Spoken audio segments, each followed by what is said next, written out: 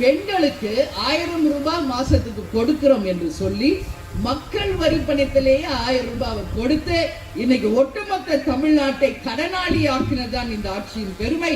அந்த 1000 ரூபாய் இன்னைக்கு விற்கிற விலைவாசியில ஒரு வாரத்துக்குள்ளேயே காலி ஆயிடுது. மருத்துவ செலவு, படிப்பு செலவு, விலைவாசி உயர்வு, மளிகை ஜாமான், காய்கறி, இன்னைக்கு எத்தனை எல்லாம் விலைவாசி உயர்வு. அப்போ இந்த 1000 ரூபாய் கொடுக்கிறேன்னு சொல்லி பெண்களே மூளைச்சலவை செய்து ஏமாற்றி உங்கள் வாக்குகளை பறித்து உங்கள் கணவர்மான் மூலம், டாஸ்மாக் மூலம் அந்த 1000 ரூபாய் மாசத்துல 5000 ரூபாய் இந்த அரசு திரும்ப பெற்றுக் கொண்டிருக்கிறது. இன்னைக்கு தமிழ்நாட்டிலேயே அதிகமான இளம் விதவைகள் இருக்கின்ற ஒரு மாவட்டமாக மிகவும் மனவேதனையோட நான் பதிய வைக்கிறேன். நாமக்கல் மாவட்டம் ரொம்ப ரொம்ப மனவேதனையோட நான் பதிய வைக்கிறேன்.